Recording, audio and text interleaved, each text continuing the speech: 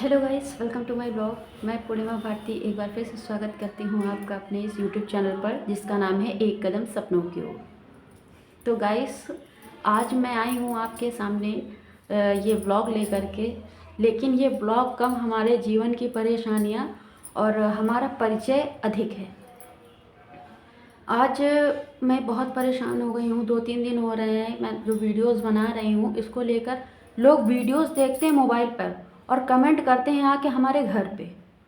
तो मुझे प्रॉब्लम इसी चीज़ को लेकर के है कि क्यों, आखिर क्यों लोग आते हैं और क्या मिलता है उन लोगों को ऐसा करने से। ये मेरी लाइफ है। जब मेरी दुख में, मेरी परेशानी में कोई मेरे पास नहीं खड़ा हुआ है तो आखिर क्यों लोग हमारे घर आते हैं। और ये मैं काम करती हूँ, ठीक है, ऑनलाइन वर्क है मेरा। तो ऐसा क्यों लोग, मतलब प्रॉब्लम क्यों हो रही है लोगों को। मैं कोई अश्लीलता करती हूँ, मैं कोई मतलब बुरे कंटेंट बनाती हूँ, गाली गलौज करती हूँ, तो मुझे कहिए कि हाँ आप गलत कर रही हैं। लेकिन जब मैंने कोई ऐसा काम किया ही नहीं है जिससे किसी को प्रॉब्लम हो, तो आखिर क्यों आपको ये प्रॉब्लम हो रही है। अभी 2-3 दिन से कुछ लोग आ रहे हैं हमारे घर में जो बता रहे हैं बहुत वीडियो बन रहे हैं, क्यों बन रहे हैं। क्यों भाई, हमने इज्जत का सौदा तो नहीं किया है। कैमरे पे ही दुनिया कर रही है, मैं कर रही हूँ, क्या प्रॉब्लम है।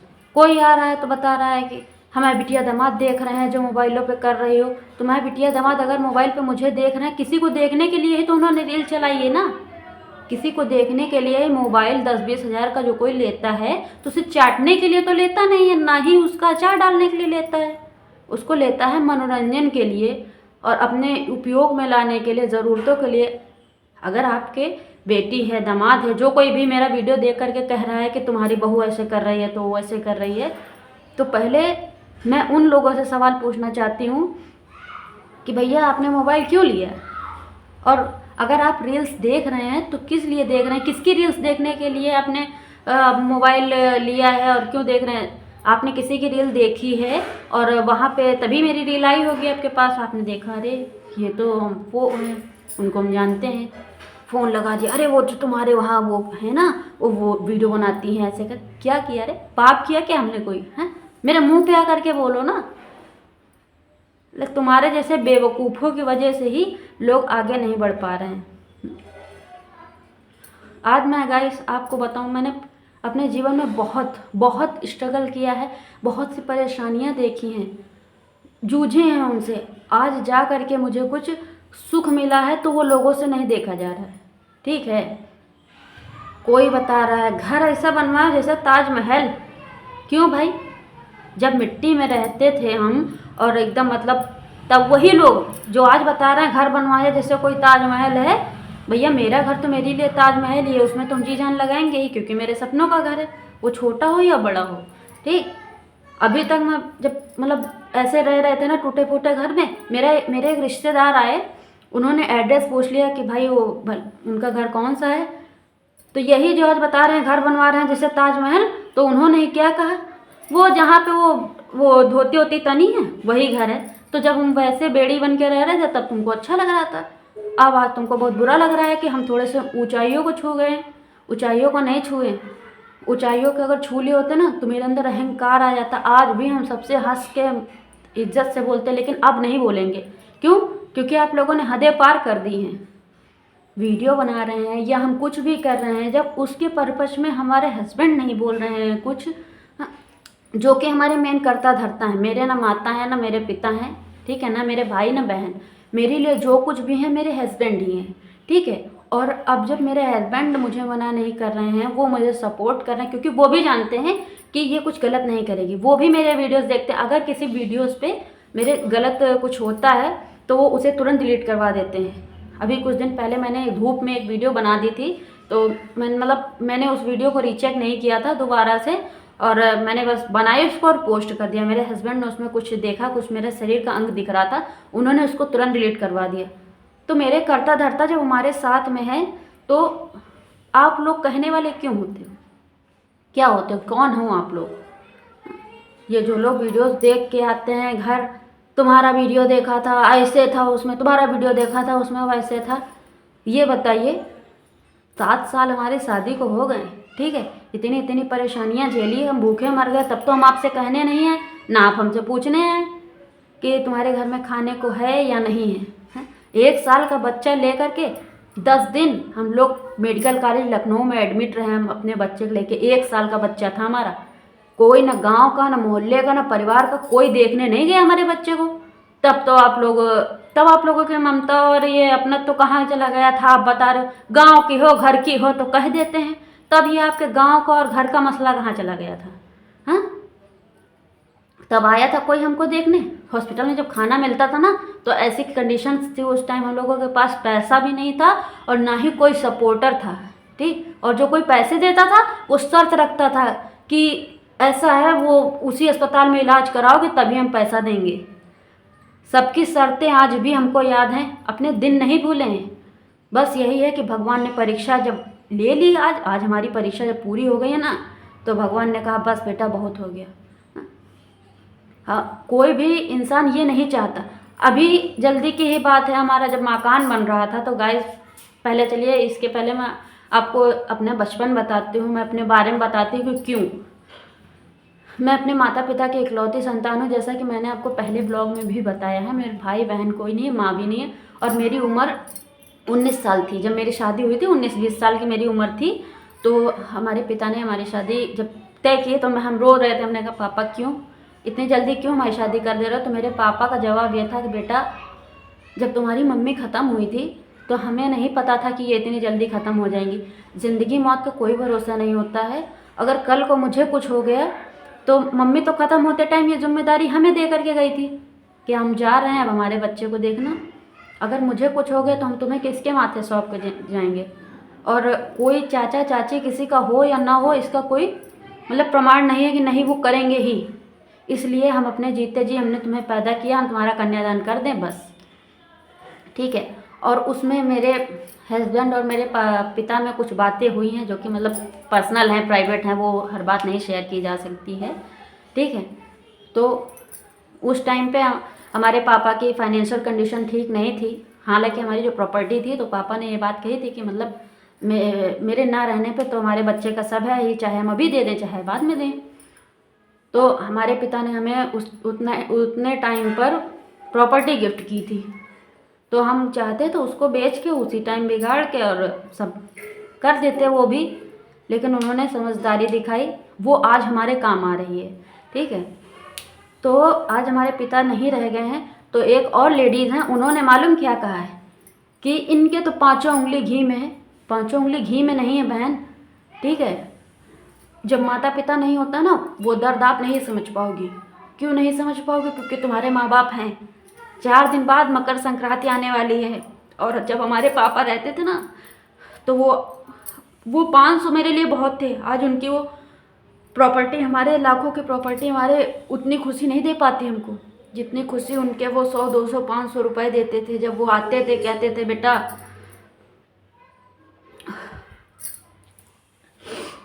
जब वो आते थे कहते थे ना कि बेटा जल्दी चलो, साथ में चलो, या तो फिर एक दिन पहले आ जाना, ये लाएं तुम्हारे लिए, त्योहारी लाएं, गिफ्ट लाएं।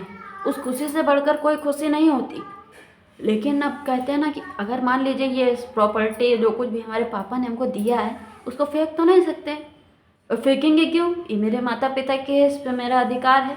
उन्होंने अपनी खुशी से दी है, मैंने उनसे मांगा नहीं है, ठीक है। लेकिन ये जो आप लोग लफ्ज़ कहती हो ना, कहने से पहले सोच लिया करो किसे क्या कह रहे हैं। बस वही है, मुंह है भक्के से बक दिया, तमीज़ तो है नहीं कि किसे क्या बोलना है क्या नहीं बोलना है।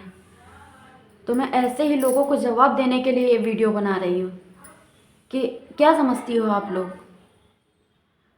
आजकल गांव में 100 में से 90 आदमी दुखी है। क्यों दुखी है? क्योंकि वो अपने दुख से नहीं दुखी है, वो दूसरे के सुख से दुखी है। उसे परेशानी है दूसरे के सुख से, कि अरे इनके पास ये है, मेरे पास क्यों नहीं है, ये मेरे पास होना चाहिए।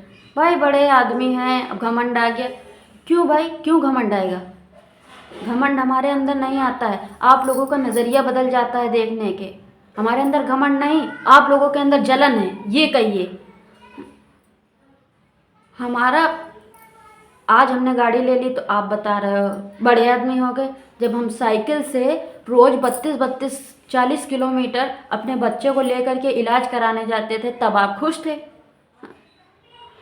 गाइस हमने लाइफ में ऐसा नहीं है कि हमें खुशियाँ ही मिल गई। अभी मैं आगे वीडियोस में आपको अपना घर, अपनी गाड़ी वगैरह मैं दिखाऊंगी जो भी अब मैंने ख़रीदी है, परचेस की है। लेकिन मैं बहुत परेशान हो गई थी ऐसी बातों से, इसलिए मुझे ये वीडियो बनाना पड़ा। मुझे शौक़ नहीं था, लेकिन कुछ लोगों के मतलब इतना ज़्यादा वो परेशान करने लगे थे। आप इधर उधर कह रहे हैं, चलो हम सोचते हैं हाथी अपनी चाल चलता कुत्ता भौंकता, आप हमारे घर तक आ गए ये बात कहने। हम चाहते हैं ना तो उसी टाइम कैमरा लेकर कैमरे के सामने उनकी बेइज्जती कर सकते थे, लेकिन मैंने नहीं किया। लेकिन अब करेंगे। अब मैं बता रही हूँ, जो भी आएगा मेरे घर, ये ब्लॉग के माध्यम से समझ लीजिए, कैसे भी समझ लीजिए, जो भी मेरे घर आएगा ना आपकी बेइज्जती कर दूंगी। हाँ, आ गया अहंकार मेरे अंदर। और मैं हमारे जो भी सब्सक्राइबर हैं, जो भी हमारे फॉलोअर्स हैं, मैं उनसे एक रिक्वेस्ट करती हूँ कि भाई साहब, अगर आप हमारा वीडियो देख रहे हैं तो एक कमेंट करके ये ज़रूर बता दीजिए आपने मेरी किसी वीडियो में अश्लीलता देखी। अगर मेरे वीडियो में कोई भी वीडियो आपको गलत लगी हो, जिसमें मैंने अभद्र भाषा का प्रयोग किया हो, या फिर मैंने कपड़े ना पहने हो, छोटे कपड़े पहने हो, अश्लीलता हो उसमें, तो आप मुझे उसी वीडियो पे कमेंट कीजिए। मैं तुरंत वो वीडियो डिलीट कर दूँगी, चाहे उस पर कितने भी व्यूज़ हों। ठीक है। मैं अपने सब्सक्राइबर्स से कह रही हूँ, जो भी हमारे माता पिता भाई बहन जो भी हैं, तो प्लीज़ आप लोग हमारी प्रोफाइल पे जाइए और देखिए, जो भी हमारा वीडियो आपको गलत लग रहा है, जो भी कंटेंट, तो आप मुझे बताइए, मैं उसे डिलीट कर दूँगी। लेकिन प्लीज़ एक बार ये तो बता दीजिए कि सोचिए कि मतलब क्या बीतता है एक इंसान के ऊपर, उसकी परेशानियों का, उसकी मजबूरियों का भी लोग गलत बात बताते हैं कि मतलब ऐसे है वैसे है, ये पा गई वो पा गई है। भाई पा नहीं गए, मेरे पिता ने दिया है, हमको गिफ्ट दिया है। आज उनकी रहमत से हम यहाँ पे रह रहे हैं, आज हम खुश हैं। हाँ, जिन भगवान ने दिया है, ठीक है, पिता तो एक माध्यम है, मुझे दिया है भगवान ने। क्योंकि ये बताइए, मैं 8 साल की थी, मेरी एक और सिस्टर थी, मुझसे छोटी थी, वो 4 साल की थी, वो एक्सपायर हो गई थी गाई, ठीक है। तब मुझे बहुत बड़ा धक्का लगा था। फिर मेरी उम्र 13-14 साल की थी, तब मेरे पिताजी मेरी माँ जी एक्सपायर हो गई, ठीक। मेरे ऊपर पूरे घर की जिम्मेदारियाँ आ गई, मेरी पढ़ाई छूट गई, क्योंकि मेरे पिताजी के ऊपर बहुत कर्जा हो चुका था। 50,000 70,000 तक कर्जा उनके ऊपर हो गया था। वो परेशान थे कि हम कैसे मतलब इस कर्जे से निकलें, और उस पर से मेरी पढ़ाई, तो फिर उन्होंने मेरी पढ़ाई छुड़वा दी थी, और मैंने भी फोर्स नहीं किया। और फिर होते करते पिता के घर पे भी हम रहे, तो कुछ परेशानियां वहाँ पर भी आई, क्योंकि माँ के न रहने पे हर बात पिता से नहीं बताई जा सकती है। आजकल तो बहुत से लोग, जब से वीडियो और सोशल मीडिया आ गया, हालांकि आज से 7 साल पहले जब हमारी शादी हुई थी, तब इतना ज़्यादा सोशल मीडिया नहीं था, और मुझे खुद नहीं पता था मतलब सोशल मीडिया के बारे में। तो इतना पिता के फ्रेंडली नहीं होते थे बच्चे। हम लोग अपने पिता के इतने ज़्यादा क्लोज नहीं थे, इतना फ्रेंडली नहीं थे हम अपने पिता से कि पापा ये बात है वो बात, हर चीज़ माँ से शेयर करना होता था। उम्र के साथ शरीर में बदलाव आते हैं, जो कि हर लड़की के ऊपर होता है।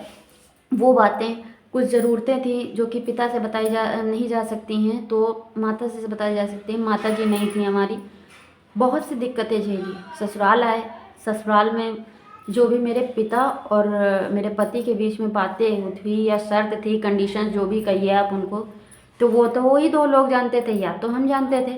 मेरे हस्बैंड ने मना किया था कि ये बात तुम मेरे घर पे अभी मत बताना, तो मैंने यहाँ नहीं बताया।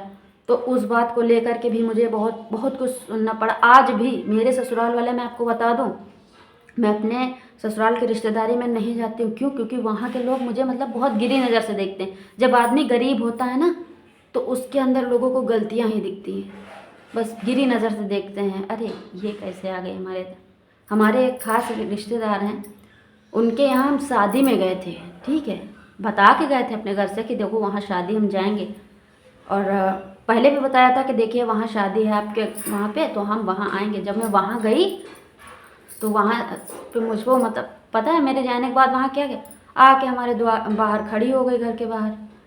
कितना यार बुरा फील होता है। तुम्हारे घर हम आ गए थे तो मतलब खड़े हो गए क्या, एक साड़ी भी उन्होंने हमको दी थी, तो बता रहे एक धोती के लिए खड़ी हो गई, एक साड़ी देनी पड़ी हमको। भाई तुम्हारे घर मांगने नहीं आए थे, भगवान की दुआ से इतना हमारे पास में है, आज भी है। हम 2 पैसे थे तब भी संतुष्ट थे, आज 10 रुपये हैं तब भी हम संतुष्ट हैं। हमारे अंदर घमंड नहीं है, ना ही ईगो है। लेकिन हम मतलब कैमरे पे हम कौन कौन सी बात बताएं, कितना हम परेशान हो गए हैं हर चीज़ से। लेकिन हाँ, दुनिया ने हम लोगों को बहुत ठुकराया। बहुत से लोग अजीब सी निगाहों से देखते थे हमको, हमारे हस्बैंड को। क्यों? क्योंकि हम लोग मतलब गरीब थे। लेकिन फिर भी हम लोगों ने हार नहीं मानी। गए जैसे हम लोगों के पास गृहस्थी का जो भी सामान नहीं था, हर घर में अलग होते हैं। जब हम अलग हुए हैं तो मेरे पास गृहस्थी का सामान नहीं था। हमारे हस्बैंड मजदूरी ही करते थे। मैं आपको बता दूं, उनकी कोई नौकरी नहीं थी, वो पेंटर का काम करते थे। तो वो जब ड्यूटी जाते थे ना, तो कभी कभी ऐसा होता था ना कि हम लोगों के पास 100-200-500 रुपये तक नहीं होते थे। और फिर मैंने मीशो से रीसेलिंग का काम शुरू किया। इससे धीरे धीरे कर करके हम लोगों ने अपनी ज़रूरतों का सामान तब बनाया। आज अगर मुझे ईश्वर ने ये मतलब दिया है ये गुण, और मतलब जो भी समझ लीजिए आप, मुझे इस मुकाम पे पहुंचाया कि हमारे जो भी सपने हैं वो पूरे हो सकें, तो क्या बुराई है। और आज हमारे और बहुत से लोगों को ये भी बुरा लगता है कि अरे बीवी वीडियो बनाती है, कुछ कहता नहीं है, बीवी ऐसे करते ऐसे करते। भैया मेरे, विश्वास विश्वास बहुत बड़ी चीज़ होती है। जो लोग आज हमारे पति के ऊपर उंगली उठाते हैं ना, मैं उनसे कह रही हूँ, तुम लोग क्या जानो, तुम लोग बस वही बीवी को पाँव की जूती समझने वाले लोग हो। मेरे हस्बैंड को भी शिक्षा दी थी एक लोगों ने कि तुम बेवकूफ़ हो, बीवी को बस वक्त पे इस्तेमाल करो, बाकी वो बाहर से आई है, उससे कोई बात मत बताया करो, उससे हर बात छुपाओ, ठीक है, उसको सिर्फ इस्तेमाल करो। ऐसी ऐसी मतलब शिक्षा हमारे हस्बैंड को दी जाती है। ऐसे लोग होते हैं ना घर फोड़ने वाले, उनके घर में कभी शांति नहीं रहती। वो खुद परेशान है, मैं अपनी आंखों से देख रही हूँ, खुद परेशान है। तो अपनी हरकतें सुधार लो। आपके कैमरे पे बोल रहे हैं, आपके 4 लोगों के सामने बेइज्जती कर देंगे। इसलिए मैंने अपनी आज हमारे पास में जो कुछ भी है वो मेरा खुद का बनाया हुआ है, मेरा और मेरे पति का बनाया हुआ है। भगवान का ईश्वर का आशीर्वाद, मेरे माता पिता का आशीर्वाद है, वो आपका दिया नहीं है, ठीक है। आज हम हमारे बच्चे के साथ सुखी हैं। भगवान का दिया मतलब इतना भी नहीं है कि अथाह संपत्ति है मेरे पास में, मतलब इतना है जितना एक नॉर्मल इंसान के पास होना चाहिए। और मतलब अच्छा खा रहे हैं, अच्छा पी रहे हैं, बच्चे हैं, पढ़ाई लिखाई कर रहे हैं हमारे। और ऐसा नहीं है कि सारे हमारे दुश्मन ही हैं, उसमें 2-4 लोग ही ऐसे हैं जो कि प्रॉब्लम्स क्रिएट कर रहे हैं, जिनका मुंह बना रहता है, परेशान रहते हैं हम लोग। कोई हाँ, एक दिन एक आए बता रहे हैं कुछ ज़्यादा नहीं घूमने लगी हो। अरे यार, 7 साल हमारे शादी को हो गए, तब तो हम नहीं गए घूमने, तब आप हमसे पूछने नहीं आई तुम्हारी नई नई शादी हुई, तुमको घूमना नहीं चाहिए, तुम घूमने नहीं गई। और अब जब हमारे पास साधन हो गया है तो हम कहीं जाने लगे हैं तो आपको प्रॉब्लम हो रही है, ज़्यादा नहीं घूमने लगी हो। तो मैं ऐसे लोगों से यही कहना चाहूँगी कि अपने अपने बच्चों पे, अपने घर पे निगाह बना के रखिए, ज़्यादा परपंच में ना पड़ा कीजिए, क्योंकि परपंच आपको नुकसान करेगा, ठीक है। और सीधी सी बात भाई, बहुत से ऐसे लोग हैं जो हमारे सपोर्ट भी करते हैं, चाहे ऊपर के मन से करें अंदर के मन से करें। फ़िलहाल वो यही कहते हैं कि ठीक है, जो आप कर रही हैं आपकी खुशी है, वो आप अच्छा कर रहे हैं। लेकिन बहुत से ऐसे लोग जाएंगे बताएंगे ये कैसे किया, वो कैसे किया, हम देखे, कोई लोग ताना मारेगा, कोई आग बता रहा हमसे, तुम मैक्सी पहनते हमको भी लेके दे दो, तुम वीडियो बनाते हमको भी सिखा दो। अरे जानती तुम सब हो, खाली बन रही हो। इसलिए अपने अपने घर में ध्यान दो, अगर बेइज्जती नहीं कराना चाहते हो तो। तब तक के लिए बाय बाय, धन्यवाद। नेक्स्ट व्लॉग अगर बनवाना हो तभी घर आइएगा। अब कि मैं ही नहीं, मेरे पति भी बेइज्जती करेंगे। कल मैंने अपने पति से बताया था कि वो आई थी, ऐसे ऐसे कह रही थी। अब की सोच के आना जिसको आना हो घर। और फिलहाल गाइस बातें बहुत हो चुकी हैं, और अब चलिए आपको हम कुछ दिखाते भी हैं कि हम कहाँ थे और कहाँ पे आ चुके हैं। तो चलिए चलते हैं। तो गाइस यही थी हमारी पहली हीरो होंडा। आजकल जहाँ लोग साइकिल से चलने में शर्म करते हैं, मैं ना जाने कितनी दूर तक इस साइकिल से गई हूँ। थैंक यू मेरी साइकिल। और गाइस ये मेरा घर है मतलब ये स्टार्टिंग शुरू हुई है अभी इसका बनना। इसमें बाउंड्री वगैरह कुछ नहीं थी, यहाँ से वहाँ तक खुला पड़ा हुआ था एकदम, रहने में बहुत प्रॉब्लम होती थी। ये नई बाउंड्री बन रही है गाइस। और अभी इसका फाइनल लुक भी आपको आगे हम दिखा रहे हैं। जितनी परेशानी हमने झेली, भगवान ने उतना ही सुख हमको अब दिया है। और मैं सभी अपने भाइयों बहनों से कहती हूँ कि अगर आपको कष्ट मिल रहा है आप परेशान मत होइए। तो गाइस ये है हमारे घर जो कि अब बन के तैयार हो चुका है। और आइए चलिए आपको अंदर तक ले चलते हैं। तो गाइस ये हमारे गेट के बगल से ही हमने सीढ़ियाँ निकलवा दी हैं ऊपर के लिए, क्योंकि ठंडी हो या गर्मी छत पे तो जाना ही पड़ता है, पहले सीढ़ियाँ नहीं थी। और ये हमारा छोटा सा बाथरूम जीना के नीचे ही हमने निकलवा दिया है। और फिर ये हमारा बैठक हो गया है, यहाँ पे हम लोग बैठते हैं शाम को सभी पूरी फैमिली और अपनी अपनी दिनचर्याएं बताते हैं। और ये हमारा किचन। तो गाइस आपको हमारा किचन लगा? मुझे तो सबसे अच्छा मेरा किचन ही लगता है। और फिर यहाँ बैठक से आगे एक ये बेडरूम बना हुआ है और यहीं पे हम लोग रहते हैं। यही एक बेडरूम है, इसके अंदर एक और रूम है बट उसमें सब सामान वामान रखते हैं हम लोग, सारा सामान इसी में रखा रहता है। और तो आपको हमारा घर कैसा लगा प्लीज़ कमेंट बॉक्स में ज़रूर बताइएगा। और ईश्वर की इच्छा थी तो बन गया। और ये है हमारा मंदिर, इसका उद्घाटन हम लोग करेंगे 22 जनवरी को, जिस दिन राम लला जी आएंगे। और फ़िलहाल गाइस बताइएगा ज़रूर और कि आपको हमारा घर कैसा लगा। बहुत ही स्ट्रगल के बाद में अब हम लोग इस मुकाम पे पहुँचे हैं, इस पोजीशन पर पहुँचे हैं। और गाइस ये है हमारी सबसे पहली गाड़ी, हमारी धन्नो। इससे हमारा रोज़गार चलता है और इसे ये समझ लीजिए मेरे जीवन की ये पहली गाड़ी है। इससे हम लोग बहुत प्यार करते हैं, बहुत ही ज़्यादा। और गाइस ये है हमारी सेकंड गाड़ी जो कि अभी हम लोगों ने न्यू ईयर पे ही निकलवाई है इसको। तो आपको हमारी ये गाड़ी कैसी लगी प्लीज़ कमेंट बॉक्स में ज़रूर बताएं।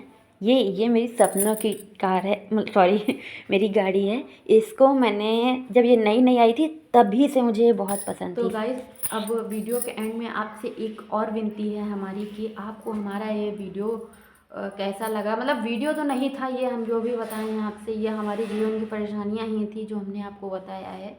लेकिन गाइस बस प्रॉब्लम ये हम आपसे कहना चाहते हैं कि अगर आपको हमारी कोई वीडियो भी ख़राब लगी हो, जिसमें अश्लीलता कंटेंट कोई भी हो, गाली गलौज हो, तो आप हमारे उस वीडियो पे कमेंट करके हमें बताइए कि आपकी ये वीडियो गलत है, तो मैं उस पर उसको चेंज करूँगी या उसको डिलीट ही कर दूँगी।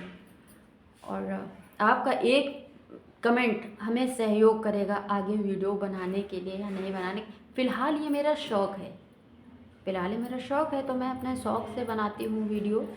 और लेकिन फ़िलहाल आप लोगों के आशीर्वाद से, सपोर्ट से हमारे यूट्यूब पर 1K सब्सक्राइबर कंप्लीट हो चुके हैं, उसके लिए आप सभी लोगों का धन्यवाद। और अगर आपका सपोर्ट नहीं होता तो बताइए मैं 1K तक कैसे पहुंच पाती। तो मुझे पता है आप लोग हमें सपोर्ट करते हैं गाइस, लेकिन बस यही है कि प्लीज़ आगे भी ऐसे ही सपोर्ट बनाए रखिए ताकि मैं ये जो लोग आते हैं ना मतलब अपना चरित्र दिखाने, इन लोगों को मैं मुंह तोड़ जवाब दे सकूं। तब तक के लिए बाय बाय और सभी को happy new year in late. ठीक है, बाय। और गाइस इस पे आपको 1K देख कर तो समझ में आ ही गया होगा कि ये केक किस लिए है। जी हाँ, यूट्यूब पर हमारे 1K सब्सक्राइबर कंप्लीट होने के बाद में हमने एक छोटी सी पार्टी रखी थी 31 दिसंबर को, जिसमें मैंने ये केक कट किया था अपनी फैमिली की मर्ज़ी से।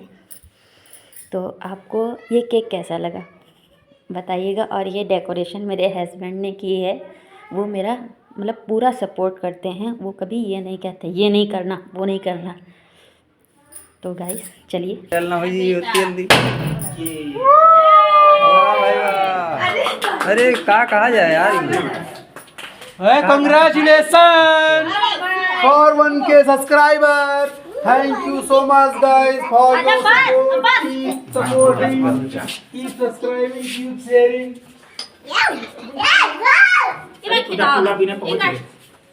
इसका डायरेक्ट जो है वो ऊपर लगा दे कटिंग पर। और यहाँ पर हमारे सब्सक्राइबर कंप्लीट होने की खुशी में हमारे घर के अगल बगल के सभी बच्चों ने भी बहुत मस्ती बहुत हुड़दंग किया। और हेलो गाइस, तो फाइनली हमारे YouTube पे 1K हो चुके हैं और इसके लिए मैं स्पेशल थैंक्स अपने हस्बैंड को देना चाहती हूँ, जिन्होंने मेरा सपोर्ट किया है हमेशा। इन्होंने कभी आगे बढ़ने पे हमारी टांग नहीं खींची है, हमेशा हमें सपोर्ट किया है। तो स्पेशल थैंक्स मेरे हस्बैंड के लिए, और उससे ज़्यादा थैंक्स आप लोगों का, क्योंकि आपने हमें सपोर्ट किया है, इसलिए आज हम इस मुकाम पे पहुँचे। हर इंसान का ये ड्रीम होता है कि वो यूट्यूब पर 1K कर पाए। जिस दिन वो चैनल बनाता है उस दिन उसका ड्रीम होता है कि किस दिन मेरा 1K होगा, लेकिन आज मेरा 1K हो चुका है, इसलिए मैं आप लोगों को स्पेशल थैंक्स देना चाहती हूँ। थैंक यू गाइस, आगे ऐसा ही सपोर्ट बनाए रखिएगा। और न्यू ईयर आने के बाद में हमारी गाड़ी लेकर हम लोग पहुँच गए हैं भवरेश्वर महादेव मंदिर। जा रहे हैं हम लोग, बस पहुँचने ही वाले हैं। तो क्योंकि कल न्यू ईयर पे हमारी गाड़ी आई थी और न्यू ईयर के दूसरे दिन ही हम लोग भवरेश्वर मंदिर गए थे। और ये हमारी दानी बिटिया, चलिए ठीक है, इसकी इच्छा है, करने दीजिए। और फिर हम लोग अंदर दर्शन करने के लिए गए। और यहाँ पे एक कहानी हुई गाइस, जो कि आपको हम क्या बताएं। हम लोग मंगलवार को गए थे, क्योंकि सोमवार को तो हम लोग गाड़ी निकलवाने में ही पूरा दिन निकल गया था। उस दिन मैंने वहाँ पे देखा कि कैसे हम लोगों की श्रद्धा के साथ खिलवाड़ होता है। हम लोग वहाँ पे चुनरी बांध करके आते हैं कि यहाँ पे हमारी मन्नत, हमारी मनोकामनाएं पूरी होंगी, ठीक है। लेकिन वहाँ पे एक आंटी थी जो चुनरी हम लोग बांधते हैं वो उन्होंने मतलब जो नई थी, सिर्फ पुरानी नहीं, जो नई चुनरियाँ थी वो खोल करके फिर रख ले रही थी। मैंने कहा ऐसे लोगों की वजह से ही हमारे सनातन धर्म का मजाक बनता है। और फिलहाल पूरा मेला वेला घूम करके, उस दिन मेला में कुछ नहीं था, एकदम सन्नाटा। जैसे कि उसमें कहते हैं ना, वो कौन से अमरेशपुरी का डायलॉग है, वो कहते हैं गांव में एक भी आदमी नहीं है ठाकुर साहब, बस उसी तरह वहाँ पे बिल्कुल ही सन्नाटा था। फ़िलहाल बोट वाले थे तो हम लोगों ने वहाँ पे नाव का सफ़र किया और बहुत मज़ा आया। नाव पे तो मैंने 1 मिनट के लिए भी कैमरा नहीं बंद किया है, तो एंजॉय कीजिए।